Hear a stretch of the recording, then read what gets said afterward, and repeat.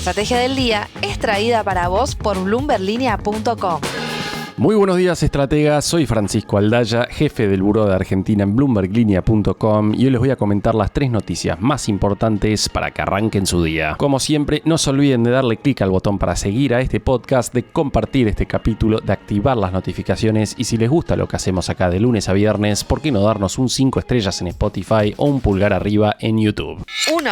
Donald Trump finalmente confirmó el viernes por la mañana que va a nominar a Kevin Warsh como próximo presidente de la Reserva Federal. El anuncio sacudió a los mercados. Efectivamente, el viernes se dio todo al revés de cómo se venía dando. Cayeron las acciones, se hundió el oro y el dólar se fortaleció. Warsh, de 55 años, fue director de la Fed entre el 2006 y 2011 y reemplazará a Jerome Powell cuando su mandato termine en mayo. Eso sí, el Senado lo confirma. En una publicación en la red social Truth Social, Trump escribió lo siguiente: "Conozco a Kevin desde hace mucho tiempo y no dudo que pasará a la historia como uno de los grandes presidentes de la Reserva Federal, quizás el mejor". Parte del problema para el mercado es que la nominación fue una señal menos expansiva de lo que se anticipaba. Es que pese a que Warsh se alineó con Trump el año pasado al abogar públicamente por tasas más bajas, su historial dentro de la Fed estuvo marcado por una preocupación constante por la inflación. En conversación con Bloomberg, Tony Farron de Mishler Financial Group lo resumió de la siguiente manera: en sus años en la Fed, Warsh se inclinó por una postura claramente más hawkish. Así las cosas, el S&P 500 retrocedió 0,2%, el Nasdaq 1,2% y el oro registró una de sus mayores caídas en años con un desplome cercano al 7%. Esa variación negativa llevó al oro a perforar los $5.000 la onza. La plata, por su parte, se hundió más del 15%, pero el dólar, en cambio, se fortaleció frente a todas las principales monedas del mundo. Nuevamente en conversación con Bloomberg News, Derek Halpenny de Mitsubishi Financial Group señaló que Warsh es un firme defensor de la independencia de la Fed, por lo que deberían disminuir los temores sobre su erosión, lo que también respalda al dólar. Una referencia claramente ahí a la independencia del Banco Central estadounidense. Por su parte, los analistas de Wells Fargo esperan que Warsh respalde una postura más acomodaticia impulsada por su optimismo sobre el crecimiento de la productividad. El mercado de futuros anticipaba que las tasas cayeran alrededor de 3% para fines del 2026 desde el rango actual de 3,5 a 3,75%. Veremos cómo sigue el ánimo del mercado entonces este lunes. 2. El banco británico Barclays publicó un informe sobre la Argentina con una recomendación concreta: comprar el bono global 2038, que el viernes cerró en $82.62 después de haber subido 10% en los últimos 3 meses y 3,8% en enero. De acuerdo a la entidad financiera, el programa de acumulación de reservas arrancó con el pie derecho y el superávit comercial se está ampliando. Los analistas del Barclays anotaron que las compras de dólares del Banco Central corren a un ritmo anualizado de $14.000 millones desde que comenzó el nuevo programa en enero. Eso consideraron es especialmente alto considerando la estacionalidad desfavorable de las exportaciones agrícolas en el primer trimestre. Si se sostuviera este ritmo, permitiría un cambio de tendencia en las reservas netas, dado que el servicio de deuda en dólares que resta para el 2026 totaliza los $10.000 millones. En paralelo, el superávit comercial está corriendo a $18.000 millones anualizados, equivalente al 2,5% del PBI, muy por encima del piso de $5.000 millones de abril del 2025. Además, el superávit energético de 2025 fue el más alto de la historia, $8.000 millones. Sin embargo, Barclays advierte sobre un riesgo inevitable: el equilibrio interno. La actividad económica y los salarios reales están estancados y el banco espera solo una recuperación modesta en el tipo de cambio real. Para los analistas del Barclays, eso no auguraría bien para la política y podría comprometer la credibilidad del régimen cambiario. Con respecto al retorno a los mercados internacionales de deuda, Barclays estima que Argentina podría emitir hasta $10.000 millones, especialmente si una parte se usa para recomprar bonos que amortizan, como hizo Ecuador la semana pasada. No te pierdas el informe completo hoy en bloomberlinia.com. 3. La decisión del gobierno de absorber 2 billones de pesos por encima de los vencimientos en la última licitación de deuda en pesos de enero generó inicialmente expectativas de un impacto acotado sobre las tasas de interés. dólares. Sin embargo, el viernes ya se empezaron a ver señales de volatilidad. Como escribió Nicolás Capela de la mesa de invertir en bolsa, la caución operó con un promedio ponderado del 31%, pero tuvo picos de 100% en las últimas horas de la tarde. Para el trader, veremos la semana que viene si es algo puntual para cubrir la liquidación de la licitación o si falta liquidez en el sistema nuevamente. En conversación con Bloomberg Línea a fines de la semana pasada, Tobías Pescovich de Facimex Valores había hecho hincapié en que el Tesoro retiró 2 billones de pesos del sistema, cifra similar al colchón de liquidez generado vía simultáneas. Además, había destacado que en enero el Tesoro alcanzó un rollover del 110%, retirando 1,8 billones de pesos, muy similar a la emisión generada por las compras de dólares del Banco Central. En ese sentido, ambos factores se habrían compensado. Pablo Repeto de Aurum Valores dijo lo siguiente: con el Banco Central comprando dólares y menos demanda estacional, el sistema debería estar bastante cómodo. Sin embargo, desde Portfolio Personal Inversiones advirtieron que los días de un costo de fondeo extremadamente bajo quedaron por ahora atrás. Y para esta semana, Capela señaló que será clave ver si la caución se acomoda en torno al 28 a 30% o si vuelve a mostrar niveles más elevados. Hay que tener en cuenta en estas ecuaciones que las estimaciones para la inflación de enero se están ubicando entre el 2,4 y 2,5%. Antes de pasar a la fija, veamos rápidamente cómo cerraron los mercados el viernes. El S&P Merval cayó 0,4%, fue una jornada bien roja para las acciones argentinas en Wall Street, con caídas de más de 5,7% para IRSA y subas de hasta 0,7% para Globant. Los bonos en dólares operaron con bajas de hasta el 0,2%, el dólar blue cerró en 1.470 pesos, el MEP en 1.465 y el contado con liqui en 1.500. En cuanto al oficial, el mayorista quedó en 1.447 y el minorista en 1.465. En cuanto a las tasas, la LECAP que vence el 27 de febrero quedó en 37,4% y la caución cerró en 21%. El riesgo país cerró cerca de los 495 puntos y en el frente de las reservas el Banco Central compró el viernes otros 23 millones de dólares, llevando el total acumulado de enero a 1.158 millones de dólares. La fija. Buenos días inversores, vamos a hablar de bonos. Los instrumentos soberanos en dólares tuvieron una semana de performance positiva y el riesgo país perforó los 500 puntos básicos. Los globales avanzaron 1,7% en promedio, mientras que los bonares hicieron lo propio 1,4%. Por su parte, los bonos SER avanzaron 0,8% promedio en la semana y la curva cerró con rendimientos entre 4,7 y 8,8%. La curva a tasa fija tuvo subas de 1,1% en promedio, terminando con rendimientos de entre 2,46% y 2,92% de tasa efectiva mensual. En tanto, la caución a un día cerró en 29,5% TNA, es decir, cayó 0,7 puntos porcentuales en la semana. Por otra parte, la tasa de pases entre terceros cerró en 29,9%, por lo que cayó 2,1 puntos semanales, y la tasa Tamar bancos privados finalizó en 31,8%, lo que implicó una baja de 2,8 puntos porcentuales. Durante la semana, muchos inversores aprovecharon el canje CCL-MEP que rondó el 3% y cerró en 2,8%. Por lo tanto, fueron días interesantes para traer dólares hacia la Argentina. Una de las principales novedades financieras de la última semana fue que el Tesoro adjudicó 10,3 billones de pesos en la licitación de deuda, lo que es equivalente a un rollover de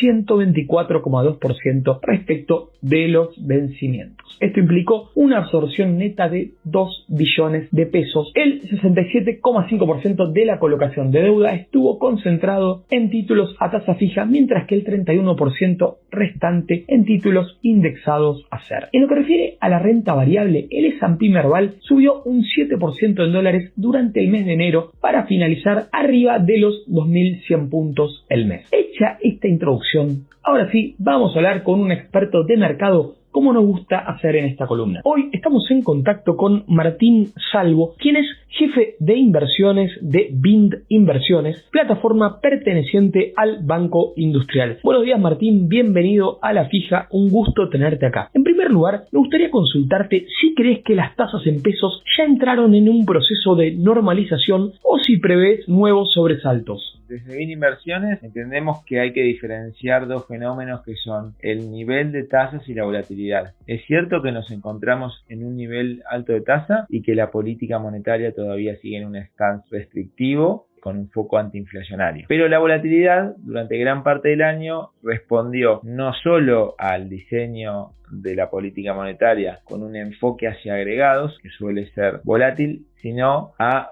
fenómenos idiosincráticos que tuvieron que ver con el proceso electoral. Pasado el proceso electoral, vemos que la volatilidad ya va menguando y que este régimen de tasa está más tranquilo. Un poco esa volatilidad no solo es parte del diseño monetario, sino que responde a la volatilidad en la demanda de dinero y por qué los agentes, digamos, lo vivieron de manera tan inestable, también, digamos, producto del proceso electoral. Así que nada, vemos un 2026 más tranquilo, sin hitos disruptivos, por lo menos en lo que parecería ser la dinámica local. ¿Qué conclusiones sacás de la última licitación del Tesoro en relación a cómo se está moviendo el gobierno en particular y el tándem gobierno-banco central en materia de tasas y política monetaria? Nos parece que la conclusión que hay que sacar de las licitaciones es que el gran acierto del equipo económico ha sido sacar el dramatismo de la última cosa que pasa, la última licitación, el último tic en la cotización del dólar o en los 10 pesos de la última operación de tasa overnight en caución. Es decir, a través del proceso de normalización de la economía se extendió el horizonte de inversión y de toma de decisiones de los agentes, y eso hace que todos nos podamos coordinar de una mejor manera y con más tranquilidad y menos volatilidad. Me parece que es interesante mirar los datos, la consistencia del resultado fiscal, las expectativas de inflación que están bastante ancladas en el REM en torno al 20% y también en lo que hace a la inflación de equilibrio en las curvas de renta fija en moneda local. La parte difícil entendemos que fue, o desafiante, fue 2024 y 2025, principalmente hasta la puesta de flotación de la moneda. Luego la verdad es que quedan menos desafíos para adelante, la macro luce mucho más ordenada y es más una cuestión de esperar que estas mejoras hagan efecto. ¿Sabes, Martín, que me surge una duda técnica cuando veo que la mayoría de informes se centran en cuántos pesos tiene el Tesoro en la cuenta del Banco Central? Sin embargo, el Tesoro tiene muchos pesos en cuentas de bancos comerciales. ¿Por qué se suele dejar esto último en un segundo plano? ¿Sería muy disruptivo que el gobierno use esos pesos que están en bancos comerciales? Sí, es cierto, en determinados entornos se puede confundir lo que es el riesgo crédito, que es que el Tesoro o un emisor no te pague, con lo que es política monetaria. Y estos pesos que están en el Banco Central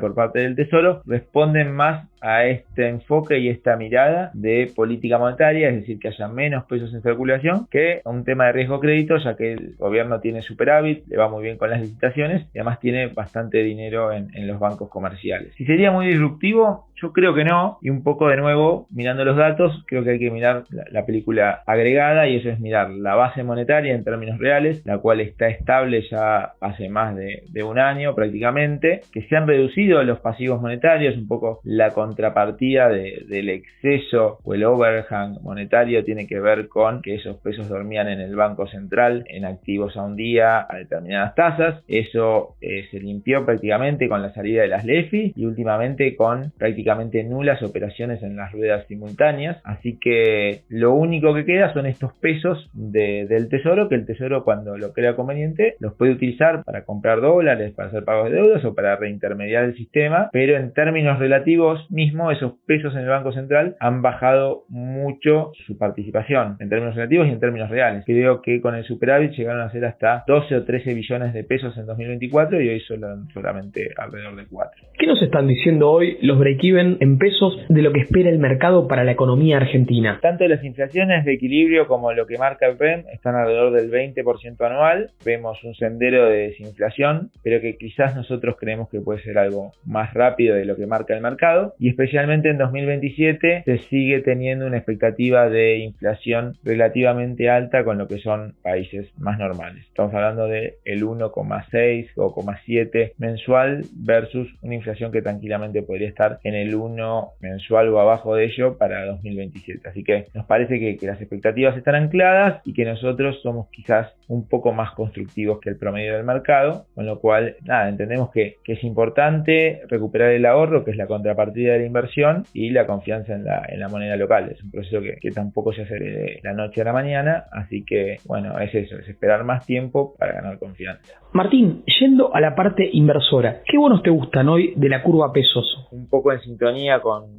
la pregunta anterior, nosotros estamos muy constructivos en el sendero de desinflación y desde ese punto de vista nos gusta mucho la curva o la parte de la curva 2027 con instrumentos a tasa fija. El T31Y7, que es el bond cap que vence en mayo 27, nos parece una excelente inversión, y hace unos meses atrás nos gustaba mucho el bond T2030, que nos sigue pareciendo interesante, pero quizás hoy entre esos bonos 2027 y el bond T2030 se abrió un spread de alrededor de 800 puntos básicos, con lo cual nos parece un poco más conservador estar posicionados en instrumentos a tasa fija 2027, pensando en una curva más invertida e inflaciones de equilibrio cerca del 1% mensual o por debajo de ello para 2027.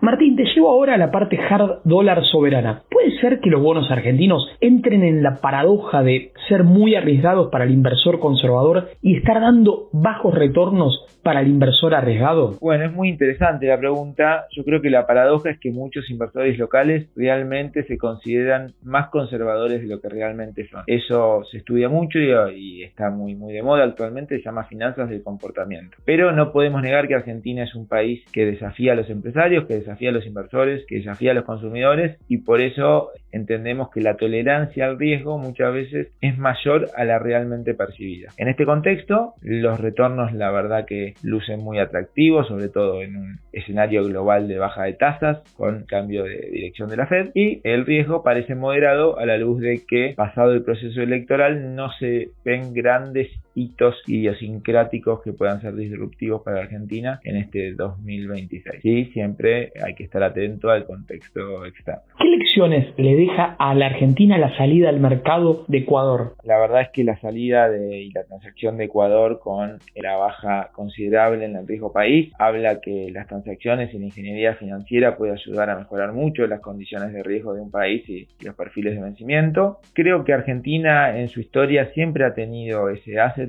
o esas habilidades para hacer novedosas estructuras financieras, y que quizás la parte más difícil era trabajar sobre lo fiscal o lo impositivo o el nivel de gasto. Y bueno, un poco la paradoja de esta administración es que hizo la parte difícil y quizás en lo que más sabemos hacer, entre comillas, fue un poco más conservador y va más despacio, pero cuando las condiciones estén dadas, Argentina podría aspirar a una transacción parecida y sería muy beneficioso para el país. Así como el 2017 había sido percibido como un año casi perfecto para el mercado y después vino un 2018 dramático, ¿manejan ustedes hipótesis de riesgo, aunque sean lejanas, o creen que la situación es distinta en este momento? Bueno, habría que definir primeramente qué significa perfecto en 2017 y qué es lo que nos llevó luego a experimentar 2018. Nosotros entendemos que las condiciones idiosincráticas de la Argentina son muy diferentes a las de ese momento, y después, en función de los fundamentos o las condiciones idiosincráticas, los shocks externos pueden devenir en más o menos volatilidad. Creo que hoy se están haciendo los deberes y no nos parece que esta situación actual sea comparable con la de 2017.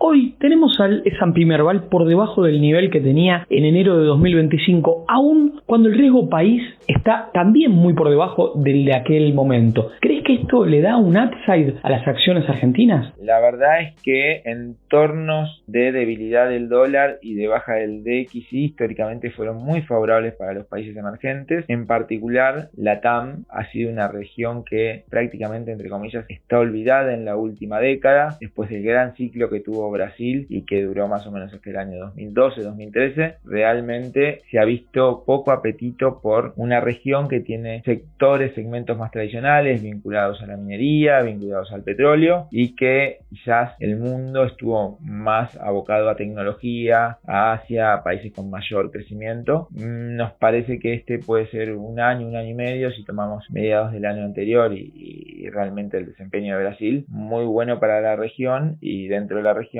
bueno, para el equity argentino. Si no saqué mal la cuenta, este año se van a cumplir 8 años desde que Bind, empresa en la que vos trabajás, llegó a un acuerdo con Mercado Pago para que se puedan operar los fondos Money Market dentro de la plataforma de la FinTech de Mercado Libre. Eso generó una enorme explosión en la cantidad de comitentes en Argentina. ¿Te podría pedir una mirada de cómo impactó en el mercado aquel acuerdo que hoy sigue vigente? Puedo decir que tengo la suerte de estar desde el principio en la alianza de BIN con Mercado Pago, y algo que parecía una locura, como era poder tener acceso a servicios financieros desde un celular, se hizo posible. Hoy es más fácil verlo, pero en 2016, cuando los accionistas del banco me explicaron toda esta idea de modelo de negocios, realmente era impensado y estábamos muchos un poco escépticos. Así que la verdad que estoy muy contento por haber venido a BIN, por apostar en la tecnología, y que la tecnología muchas veces ayuda a eliminar barreras de entrada para muchas personas con menos posibilidades, y en este caso en Argentina, que no tenían acceso al mundo de las inversiones y a otros servicios financieros, y se hizo posible. Martín, te llevo ahora al mercado internacional. Me gustaría pedirte un análisis de cómo estás viendo la renta fija soberana estadounidense. Es un mundo volátil, con algunas reminiscencias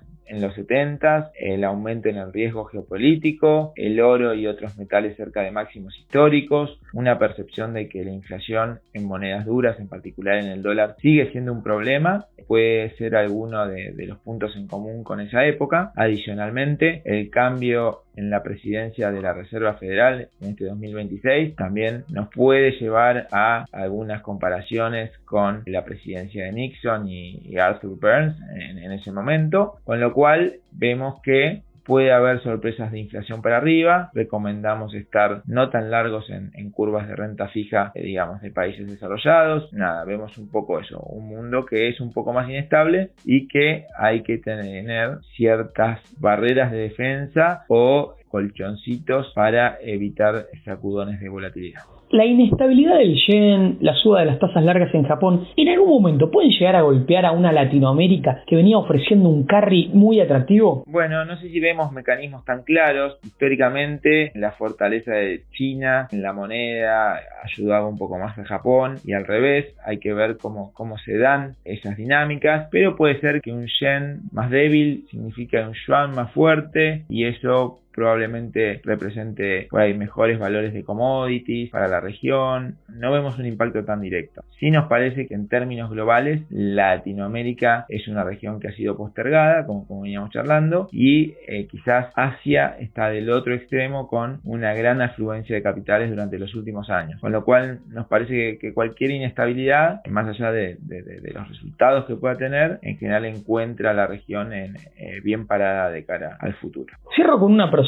Si tuvieses que describirle a un suizo o a un noruego el mercado argentino, pero a través de una anécdota insólita que te haya tocado vivir, ¿qué le contarías? Bueno, acá sin duda son varias anécdotas. Voy a contar una de alrededor de abril, mayo de 2018, mediados de 2018, donde un colega que era portfolio manager senior o head PM de otra gestora se iba de vacaciones y me dejó como ayuda, como una mano, que si el portfolio junior que trabajaba en esa gestora tenía alguna duda o alguna cuestión, me consultara qué hacer o alguna cosa tonta, ¿no? Entonces en principio yo le dije que sí, esperando que fuera alguna cosa de sistemas, alguna cosa bastante fácil. Resulta que a la semana siguiente fue el día que las tasas volaron al 250 o 300% anual. La pantalla de Siopel, que es donde se operan las letras, donde más se operaba en ese momento, estaba en blanco, es decir, no había puntas compradoras o bits en la pantalla, y los fondos estaban todos rescatados, y me llega un mensaje de esta persona que me dice ¿qué hago? A lo que mi respuesta fue: mirá, la verdad es que no tengo mucha experiencia en este tipo de situaciones porque no han pasado muchas veces, pero el consejo que le di fue: tenés rescates, intentá de vender las letras que puedas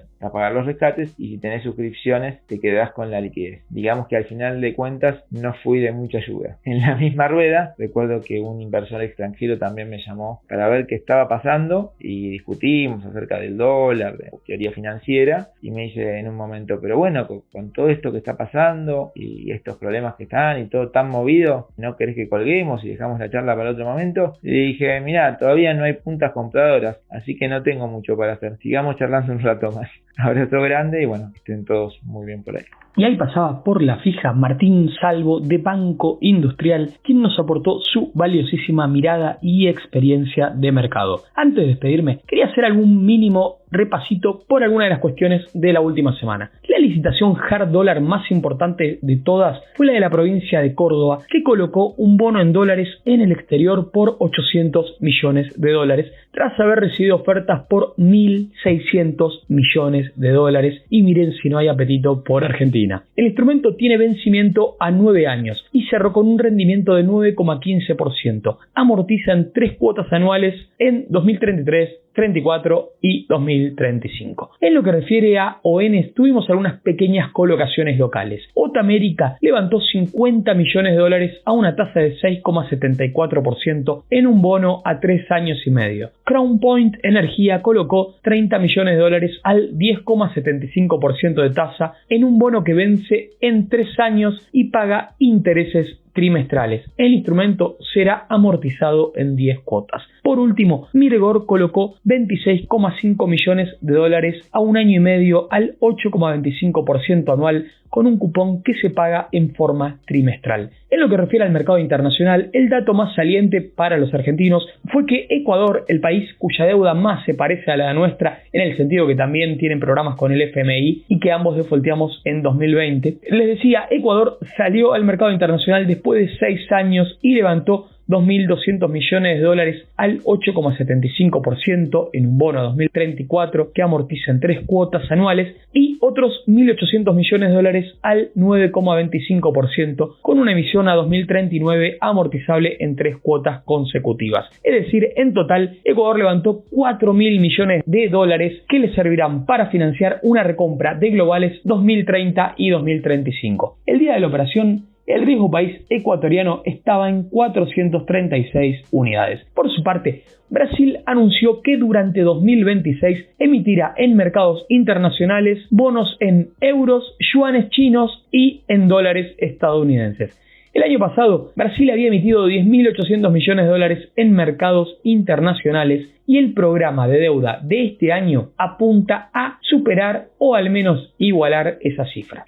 En lo que refiere a la Fed de Estados Unidos, la semana pasada supimos que el Banco Central dejó su tasa de política monetaria en el rango de 3,5 a 3,75%. Y las probabilidades implícitas en futuros apuntan a que esto siga sin cambios también en la reunión del 18 de marzo. Al menos hay un 87% de probabilidades de que esto suceda. Estimados oyentes, ahora sí me despido de todos ustedes. Espero que tengan una hermosa semana en el inicio de febrero. La frase del día. Antes de irnos, veamos lo que publicó el viernes el canciller argentino Pablo Quirno en X con una recomendación oficial a los ciudadanos argentinos. Argentina recomienda no viajar a Cuba. La recomendación oficialmente publicada también por Cancillería se da en un contexto de crecientes tensiones entre Estados Unidos y Cuba. De hecho, Donald Trump había anunciado el jueves que impondrá sanciones arancelarias a los países que exporten combustibles a la isla, una amenaza dirigida principalmente a México. Esto fue un nuevo capítulo de la Estrategia del Día Argentina. Yo soy Francisco Aldaya, jefe del Buró de Argentina de Bloomberg Línea, y me podés seguir en X en @franaldaya. No se olviden de darle clic al botón para seguir a este podcast y a la campanita para que se enteren al instante cada vez que sale un capítulo de lunes a viernes. Espero que tengas una gran jornada productiva. Esto fue La Estrategia del Día Argentina, escrito y narrado por Francisco Aldaya. Producido por Arturo Luna y Daniela Hernández. Que tengas un día muy productivo.